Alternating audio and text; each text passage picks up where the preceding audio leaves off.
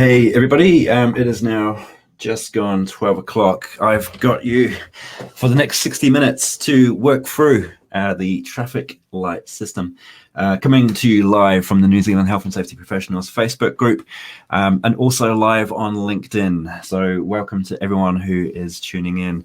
Now look, before I kick off, can I just do a quick sound and visual check? Can you all see the live event traffic light system slides, and can you just let me know that you can hear me?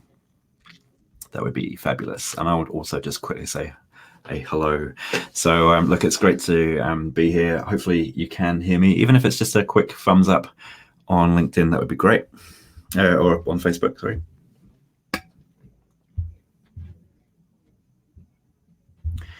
Cool, awesome. Thanks team, love it. Cool, thanks team. All right, cool, thanks Mark. Awesome, great to have you here, Emily, as well. All right, team. Okay, let's do this. So I'm going to attempt over the next 50 minutes or so to try and unpack the traffic light system, and to also cover over the latest guidance material from industry bodies, and also from the government departments that, or let's face it, they're still scrambling to come up with the goods. So for us in our profession right now, there's a lot of pressure, and there is a lot of questions being fired our way. And now it's an opportunity for us, really. It's potentially a watershed moment for the health and safety profession, I believe, where we can show the business leaders, the decision makers, that this is what good health and safety practice looks like, and also why we are so critically important when it comes to senior leaders making those decisions. So without further ado, welcome aboard, everybody. Please feel free to let us know where you are streaming in from. We'd love to know whereabouts in New Zealand you are right now. And perhaps these also is a chance to introduce yourselves to the crew. Okay, let's do this. So, first question I'm going to kick off is, what brings you here today? What are the key takeaways that you, in your position right now, need? What information would be the most useful for you to take away and to walk away with from this presentation?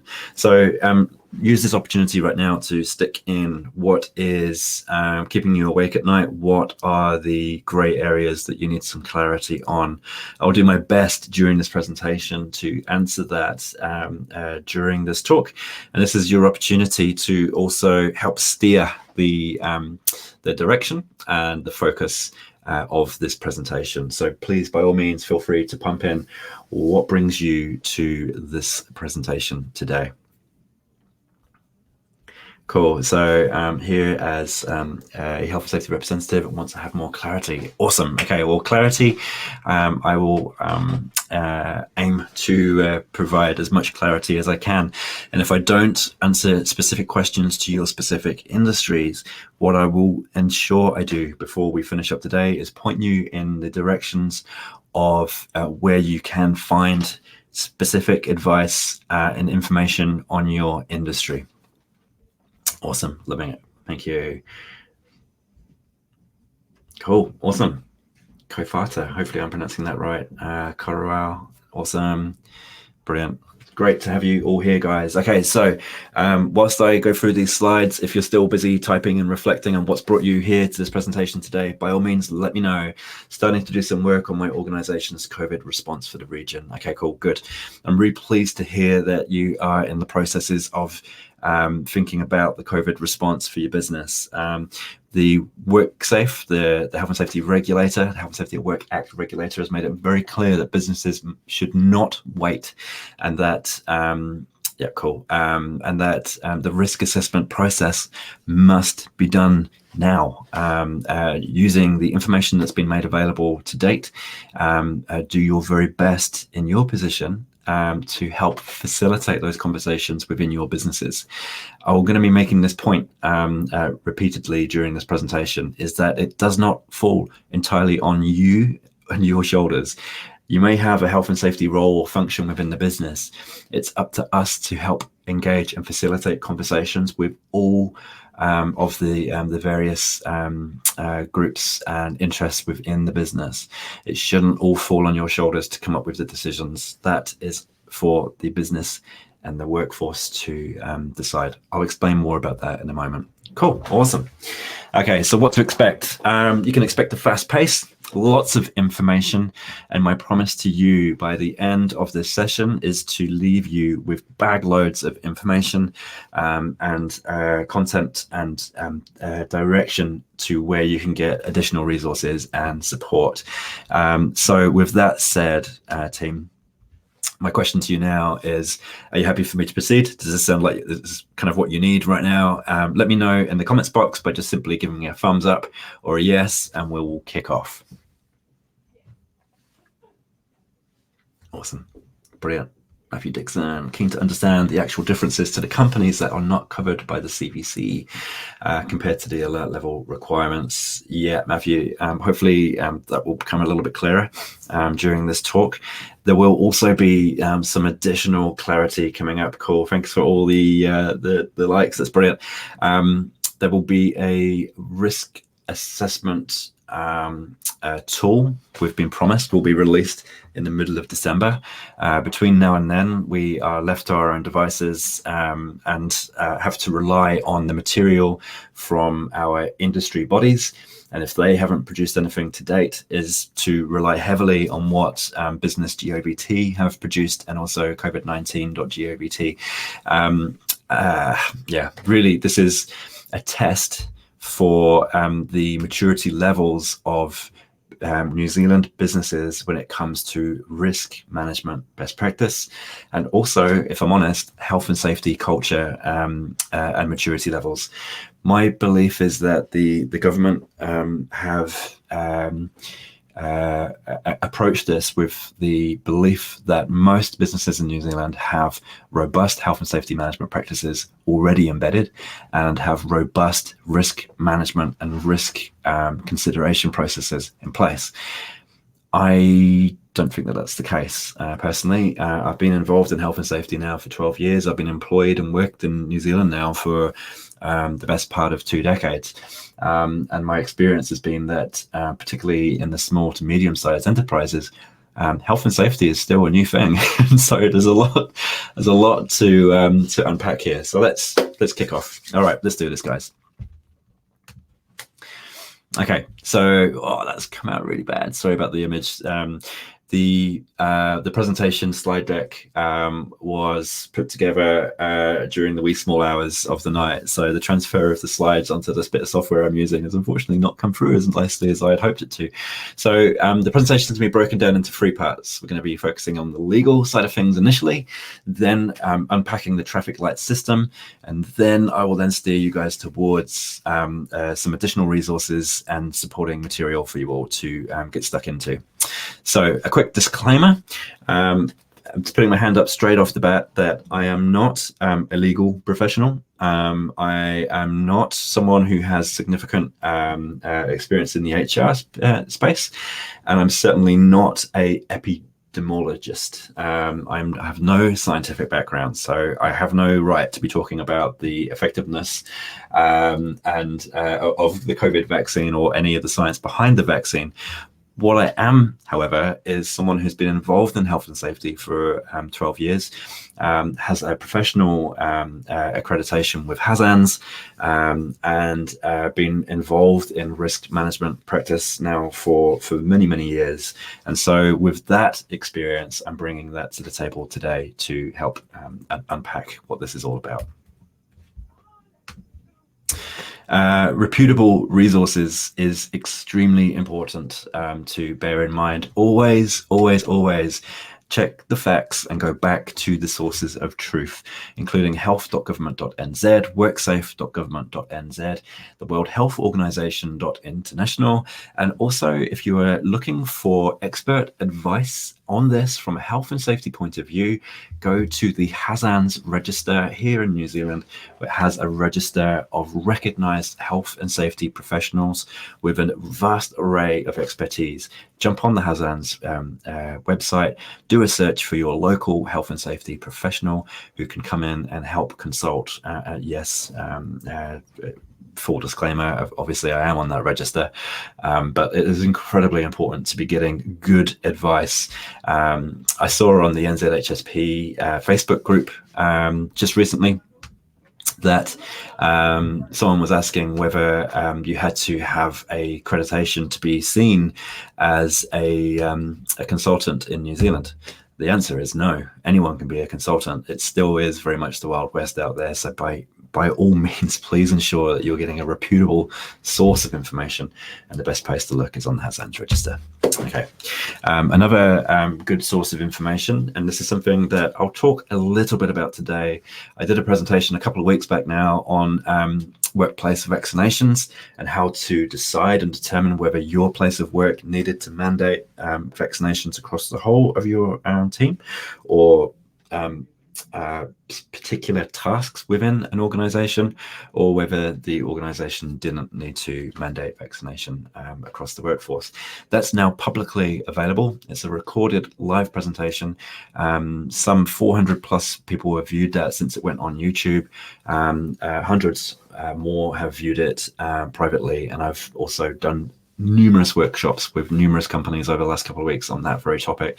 So there's a link to it. I may do an update on that presentation over the next couple of weeks, and it also includes the risk considerations and questions that WorkSafe, the regulator, recommend businesses to be asking themselves. So a great resource there.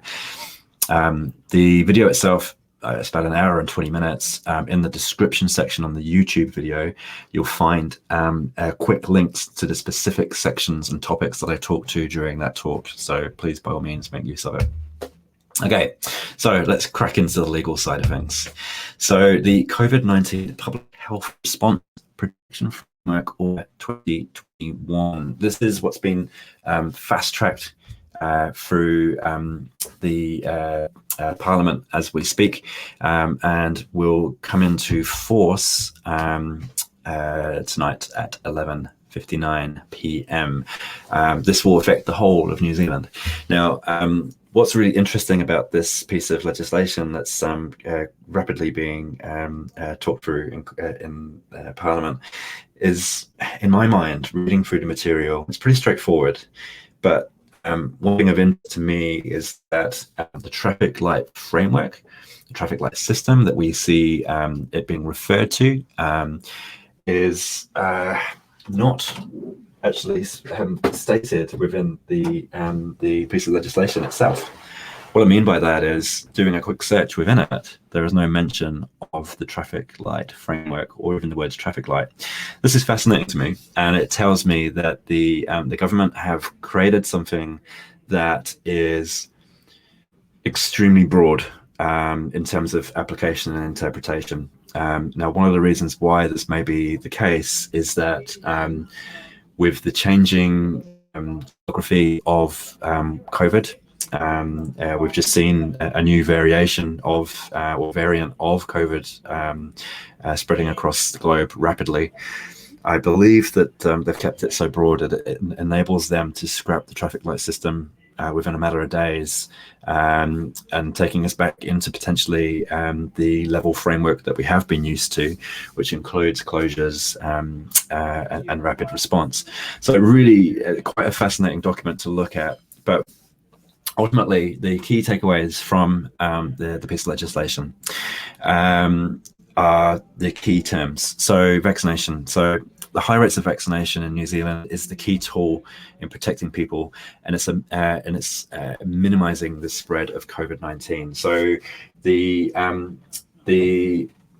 free level system that we've had in the past, and which comes to completion today, has enabled us to buy time. It's allowed the country to get its hands on vaccines, and then to roll out a vaccination program across the whole of the country. the statistics today, 93% of the country has had its first dose of the vaccination, with the second dose rapidly catching up, is now sitting at 86%, which is a phenomenal result within a very short space of time. We're now going to be moving into vaccine pass or the vaccine passes, which are now rapidly being uploaded. Yep, Matthew, it is referenced in the schedules, but it's just fascinating to note that it's not actually specifically mentioned or referred to in the key document itself. It gives the government a significant amount of flexibility in a rapidly moving environment. Yeah, it's really interesting stuff. So the vaccine pass will go into effect again at midnight tonight, and capacity limits. So these are very similar to the alert level settings, and it's based on the 1 meter distancing. Now, the impacts of these key items will become very apparent shortly when we start to unpack the traffic light program. So record keeping, so the QR codes remain.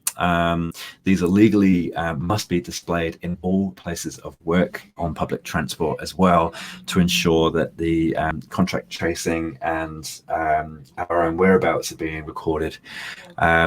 It allows the government to have localized protection and the ability to lock down.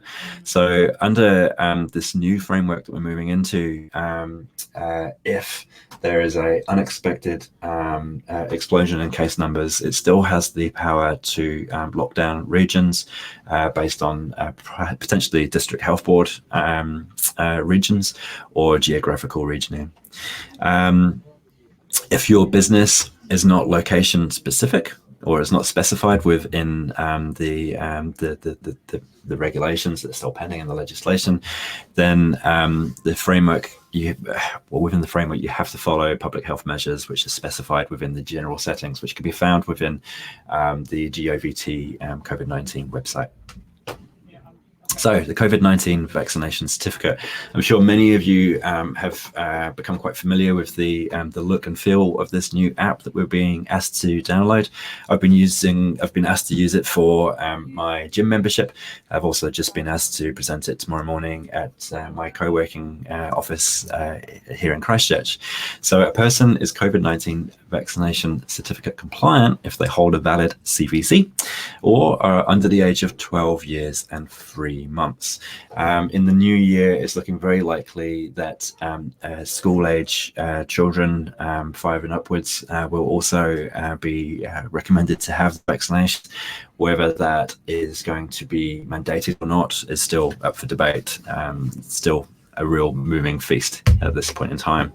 So all businesses must display a QR code in their workplace, just like we are currently, and must also have an alternative contract recording system and process in place. What that means is you have to have the QR code poster in visible points of entry in your place of work, and also have alternative contact recording processes. In most instances, it's going to be a paper-based register, which I see in most places of work that I get to visit.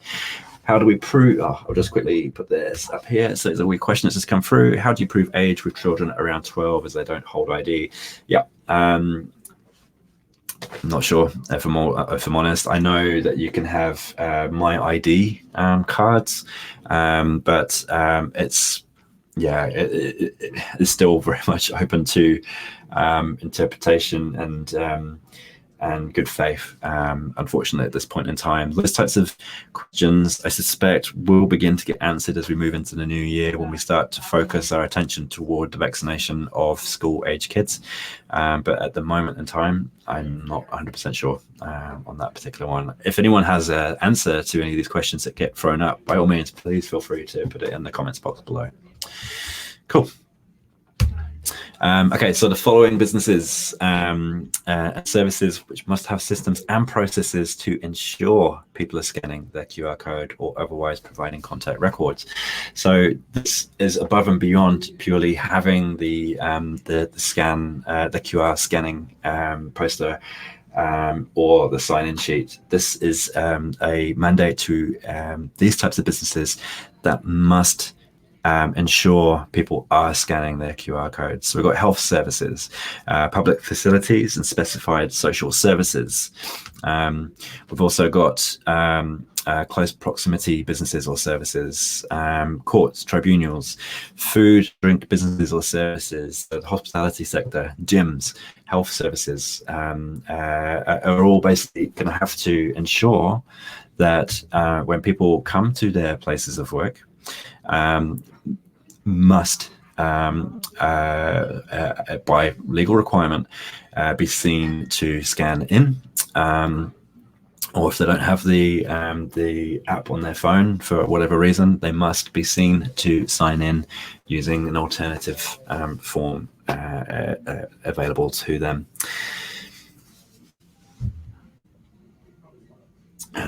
Yeah. Just quickly throw this one up. Yeah, so my question as well goes to newborns vaccinated as well. It's basically, it's a really moving feast.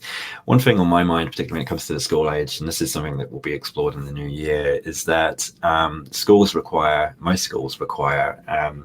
the vaccination status of all students currently for things like polio, tuberculosis.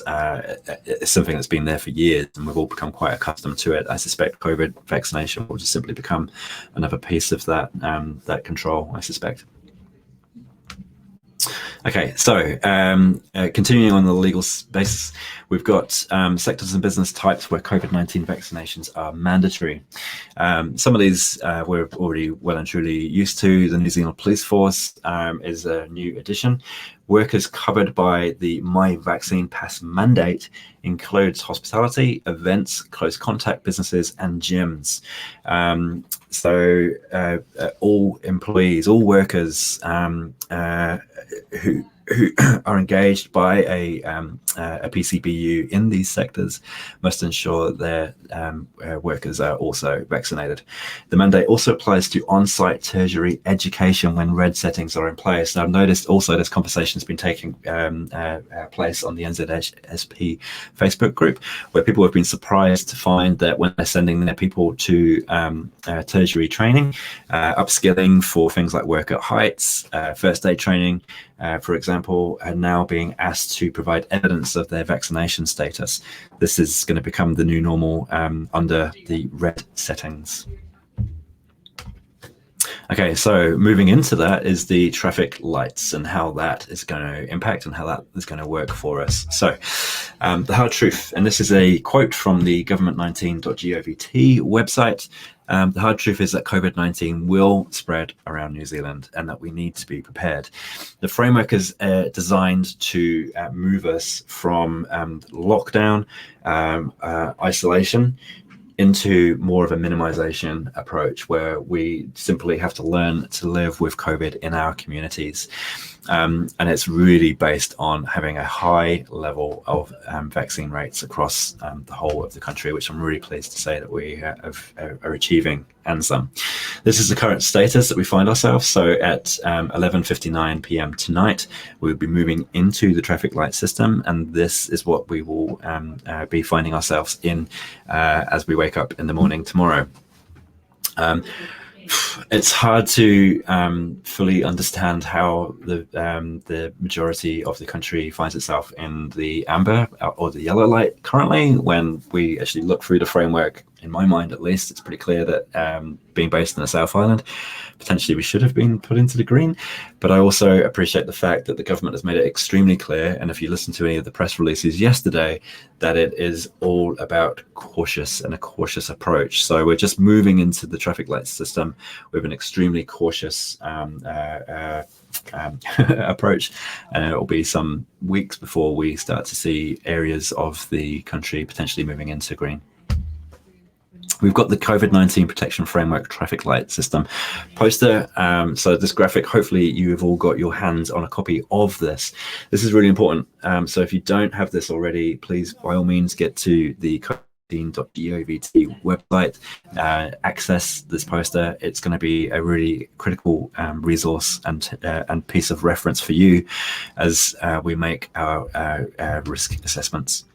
So some examples of what the COVID-19.govt website has going on in the background. So beneath the poster, we've also got some examples of what it may look like as we move into this new framework. So we've got some really neat wee drop downs with life at red, life in amber, life in green. Make use of those when you're doing your risk assessments for your business. The key takeaways: without requiring evidence of vaccination passes, businesses and events become very restricted. And I'm just going to show examples of that. So for example, gyms, hairdressers, salons, and all other close proximity businesses, businesses that have customers within less than 1 meter within them, will not be able to operate without a COVID vaccine certificate protocol in place. And also the tertiary education and the distance learning. Sorry for the formatting. This is me doing putting together slides at 2 a.m. in the morning. Workers who are able to maintain a 2 meter physical distance are not required to wear masks. However, those businesses that have made that conclusion and have spelled that out in their own risk assessments must ensure that workers have access to their to face masks and other suitable PPE, which includes hand sanitizer. Businessgovernment.nz have a really nice breakdown of some of the industries, including some key guidance material that you can use to refer to when you are creating your COVID-19 risk assessments for your places of work. Including the likes of primary industry, public facilities, retail, manufacturing, transport, services, and close contact services.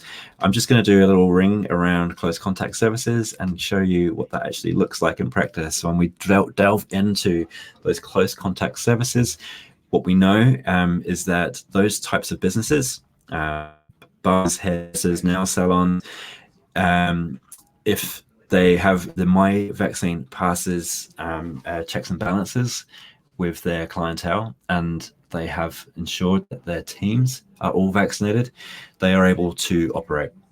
If they choose not to have the My Vaccine pass certificate part of their right of entry, they are not able to operate.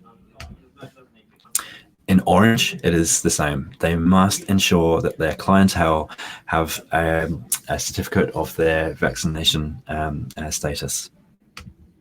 And it is only once we move into the green that these types of businesses are able to operate. Their staff must have face coverings and maintain a minimum of 1 meter distances between customers. How they actually achieve that in practice, I don't know, but that's what has been spelled out within the business.govt website. So what I'm doing here, I guess, is trying to make it crystal clear to you all that these guidelines, this material that's publicly available now, must feed into your own business assessments of how you intend to approach business now that we're moving into the traffic light framework. I'll explain how that looks like in practice in a moment. Now, before I rattle along, any questions, any thoughts, any feedback at this point in time, team?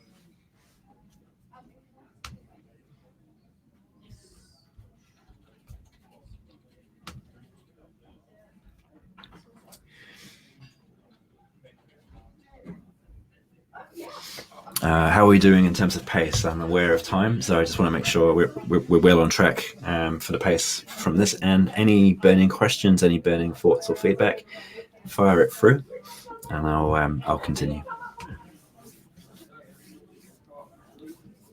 Cool. All right. All good. Well, the questions I'm receiving from workers is, how does the CBC, I'll just quickly put this up on the screen so we can all see it.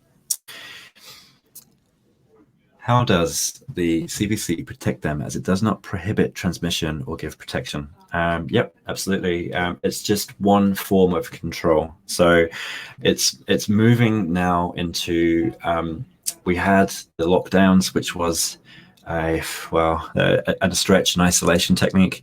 Now that we have vaccination rates at such a high level within the country, we're now able to move into trying to get on with life and using control methodology, which isn't as strong as lockdowns, but thankfully backed up with the high levels of vaccine rates across the country now, it means that the risk levels are somewhat reduced in terms of catching COVID, in terms of the symptoms experienced if you get COVID, and also the likelihood of putting pressure on the district health boards.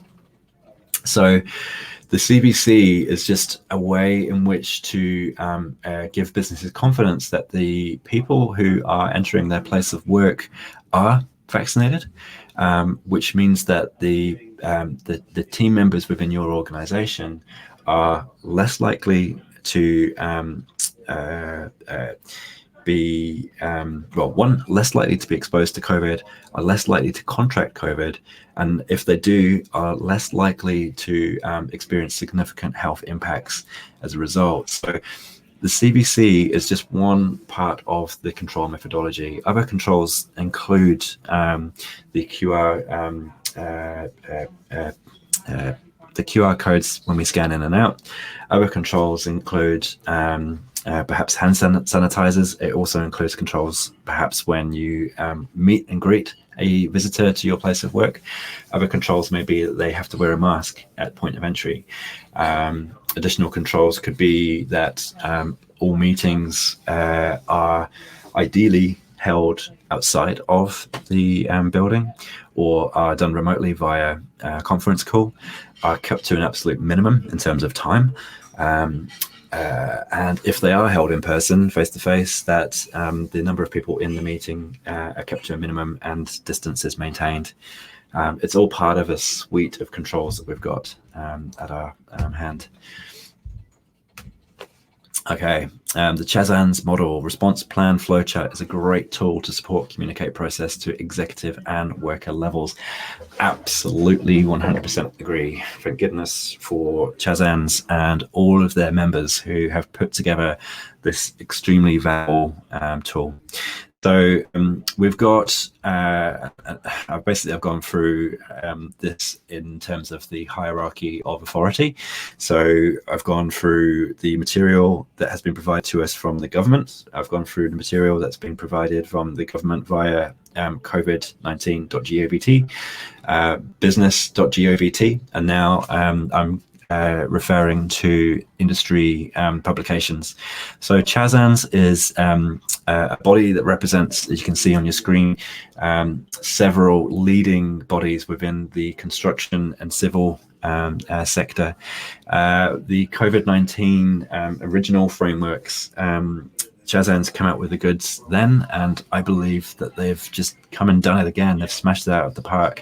Even if you aren't involved in construction or civil contracting, I highly recommend that you get your hands on a copy of the COVID-19 construction protocols and the latest edition of it. You can find it by going onto the Chazan's website, doing a click on the COVID-19 resources, and getting your hands on the protocols. The reason why I say this is that it provides not only a suite of controls that you can use within the construction and civil sector, but you can use these to reflect upon your own control methodology that you've put in place for your own place of work. It also, as well as this, I'll just go through, here's the orange controls. So if I was you, if I'm the health and safety practitioner in your place of work, I would be getting my hands on a copy of a hazard and risk register template. If you've got an existing one in your business, use that to simply insert a COVID-19 response row within your business, within your hazard and risk register.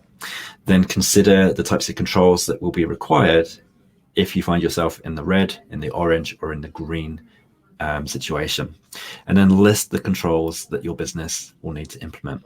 That is at least the very start of the conversation, and I'll come back to that point in a moment. What Chazan's have done is they've taken the advice and guidance from the government.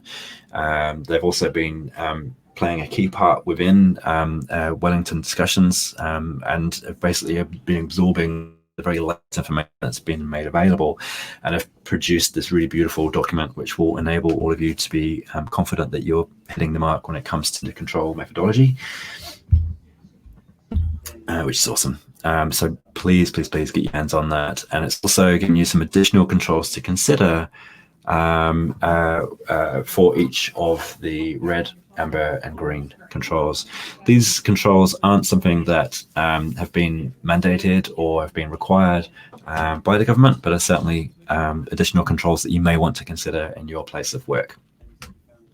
And so, going through what is available on the government website, on the business government website, from the likes of the Chazan's material, what I implore you to do is, if you haven't already, is to get your hands on your company hazard and risk register, to create the hazard column, which is COVID-19, and then to think through the risk level it presents to your place of work, and think about whether your industry, your place of work, has been mandated by the government, or if it hasn't been mandated by the government, what are the risk exposures to you and your teammates, and write in the initial risk assessment based on that. Then you need to list the controls, and you find controls from the COVID-19 website, from the business.govt website, from the likes of industry leaders such as the Chazan's documentation, which has a raft of suggested controls. List those out, always bearing in mind what is reasonably practicable within your place of work. But that doesn't stop there. What then needs to happen is you need to then facilitate a conversation with the senior leadership team, but you also need to facilitate conversations with those in your place of work who are impacted by these decisions. By doing so, you're going to get a much more robust decision-making process. Your controls will be far more likely to align to actually what happens in practice anyway. But perhaps most importantly is you will get so buy-in for your place of work in terms of those controls if they feel that they have had a stake in the decisions that have been made. If you fall into the trap of trying to create this yourself and then simply throwing it into the business and hoping for the best, that's when you can expect to get pushback from the business. That's when you can expect to get pushback from the senior leaders. And if they aren't on board with this, then you've lost the fight. Because if the leaders aren't on board, then why should anyone else take it on board? So my really top piece of advice to you all is to use your existing hazard risk register. And if you haven't got one, I'm happy to send you a copy of one. Just remind me at the end of this presentation, before I wrap up, that you would like one, and I'll flick it through. I'm terrible for short-term memory, this kind of thing, so remind me at the end. But this is a document and a process that shouldn't be sitting in on a desk gathering dust, or on a shelf, or it's stuck somewhere within your files and your computer. This really does need to be a living, breathing document where it needs to have input from the senior leaders and also the team members. Okay, here's a really big question that's just come through. Okay. Under the traffic light system, are you aware of any changes on how the Ministry of Health handle active cases in the workplace? Currently, if you have an active case in your business can be closed and employees sent home to isolate pending a couple of negative results. I don't see anything in the new framework on how the Ministry of Health will act when there is active cases. Have you seen anything in regards to this? Yes, I can. And the immediate answer to that is the Chazan's documentation. So I'm just going to go back a couple of slides. I'm just going to pull down your question for a moment. I'm going to quickly just take us back to here. So do a Google search for Chazan's. On their webpage, there's the COVID-19 resources. Click on that, and then you've got the download. This is a free download available to anyone. That will give you access to not only the traffic light framework, which I just tabled, but also behind here are a series of supplementary resources, including a sign-in, sign-out checklist. So that could be used at your front desk as the secondary way in which people can sign into your place of work. Remember, it's a legal requirement to have a secondary way in which people sign in and out. Also, at the behind the scenes of the resources of this document includes a decision tree and workflow for when there is a suspected or proven COVID-19 case within the place of work. One of the key takeaways for me is it doesn't instantaneously mean a close down for that place of work. Because we've now got such a high level of COVID vaccinated rates within the country, it means that it does not necessarily lead to immediate close down. Based on the Ministry of Health guidance that you will receive at the point of time when someone is proven to have COVID, you will get advice immediately from the Ministry of Health. But in most cases, you will be able to continue to work so long as you are vaccinated and there are COVID controls in your place of work, and that your teammates and yourself will simply be required to monitor your health. And as soon as your health starts to take a bit of a nosedive, to immediately go and get a test and to isolate until your test results are received. So it's a big shift away from close downs and immediate workplace closures. We're moving out into this new space, which is heavily reliant on the COVID vaccine and the maintenance of those vaccines. So it's going to be really important as we move months and several months down the road, when suddenly COVID vaccine refreshers will be required. It's going to be really important to continuously remind people of why it is so important to be vaccinated, and it is key to us being able to get on with some sense of normality. Awesome question, thank you. Okay, resources team. Okay, so we're coming into the back end of this presentation.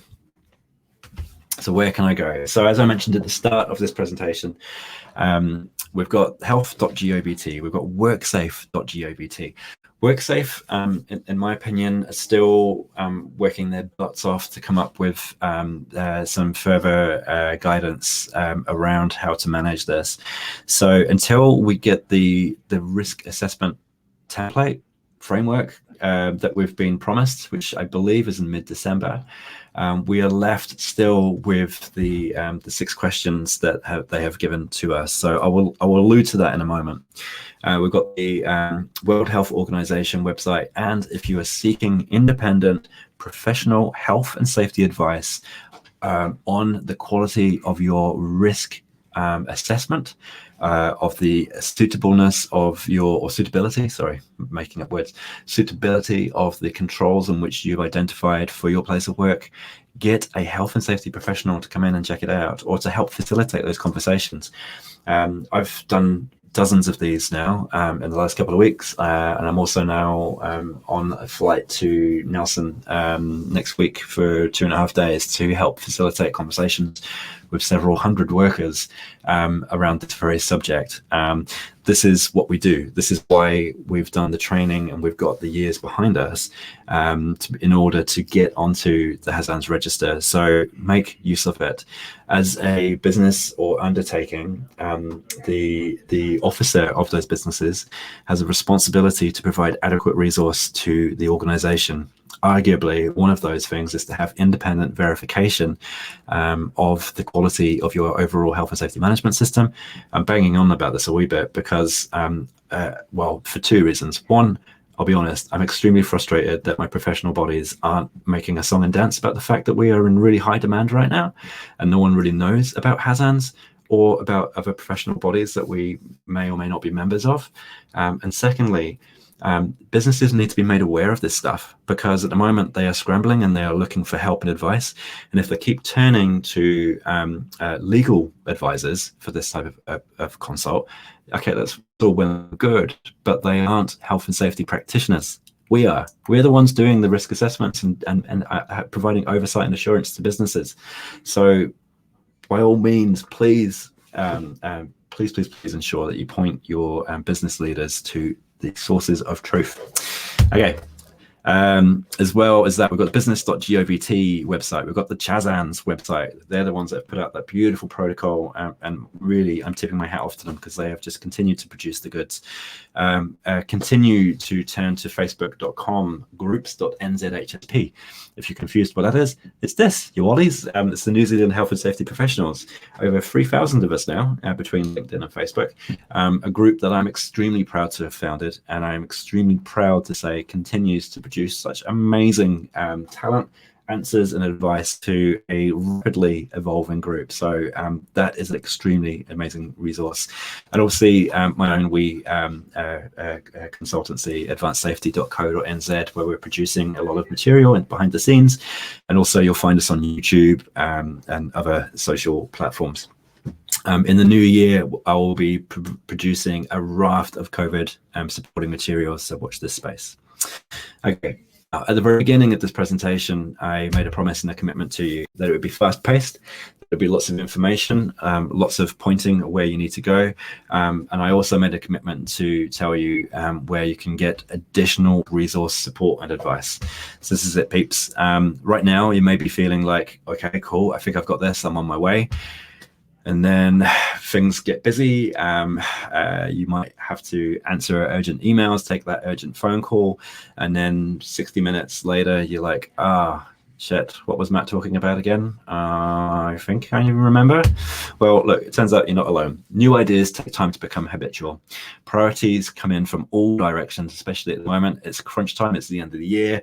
Let's face it, it's always a busy time of the year, regardless. And now we've got a brand new framework to get our heads around. And the best intentions often turn into frustrations and resignations. So that's why I created this thing. It's the Safety Tribe Accelerator Program. It's a community of safety practitioners from all around the country who come together on a weekly live 1-hour group coaching call. We have monthly focused topics, and it's based on this really wicked thing called the Genius model, which enables us to assign really lofty goals for 3 years in advance and breaking those down into 12 monthly chunks and then smashing that down into 90-day projects and then weekly actions, which we all keep ourselves accountable to. So I'm not going to do a big sales pitch. I'm just simply saying, I think this is bloody awesome. I think it will be really valuable to many of you, and I really strongly invite you to get on with this. Here's some of the feedback we've got from some of the guys and girls that have been part of this. It's pretty awesome. And all I'm asking is, if you want to know more, send me a message, a direct message if you'd like, and I will send you some details. That's it. No sales pitch. I'm simply trying to provide as much information to you guys as I possibly can. At the moment, yes, I appreciate information is still a bit light. That's purely because everyone is scrambling. WorkSafe scrambling. The government is scrambling. It's a bit of a mess. Even the blooming head of the chamber has told the government off for the speed in which this legislation is being passed. It's been an absolute dog's dinner, and so we are doing our very best to provide as much content and information to you as we can. As new information comes through and becomes available, I will make sure that we get it through to the NZHSP group. I may do an update to this before the Christmas break once we've got the new risk framework through, but until then, grab your risk hazard register. Add an additional column, if you haven't already, for the COVID-19 management response. Work through what risk that poses to the business currently without any controls. What can COVID do to your place of work? Then insert the control methodology from the government, the COVID-19.govt framework, from the business.govt framework, and then through industry guidance. The Chazans framework is bloody awesome. Please get into it. Now, use that information to then start to populate the types of controls that you can put into your place of work. Take that as a conversation piece to the senior leaders, to the directors of your business, and say, look, this is what we have come up with as a potential conversation starter. This isn't where it stops and ends. I want to get the pressure of health and safety off of your shoulders and back onto the owners of the risks, which are the business leaders, the business owners, and those men and women on the front lines. They're the ones that own the risk. You're there to facilitate the conversation and to amass the information and collate it into some of these key documents. Then facilitate that conversation. If you need help with the facilitation of conversation, that's where people like me come in to assist and help, I'd be really proud to. If it's something that you want to learn and upskill and get better at, that's what this thing here is all about. That's what the Accelerator program is all about, is to create future health and safety professionals and leaders at a pace that has been not seen before. I'm bringing all of my best stuff to help you and to help our profession stand head and shoulders above all of the other noisy people and noisy organizations and industries that are coming through the woodwork right now, who are telling us that they've got the answers to the traffic light system. This is our space, okay? We need to stand up and to put our hands up and say, this is what we do, and we're here to help. That's what this is all about. I love you all very much. Thank you very much for your lovely feedback. Look, I will do another live presentation before the end of the year. It will likely be on the vaccine risk assessments with some of the stuff in between. And then the new year, I'm going to be doing a presentation on, if you're thinking about setting up your own consultancy or interested to know how it all works, I'm going to do a really big presentation on that. So watch this space. Thank you all for your support. Stay safe and have an amazing rest of the day. Take care, folks. I'll see you later. See you.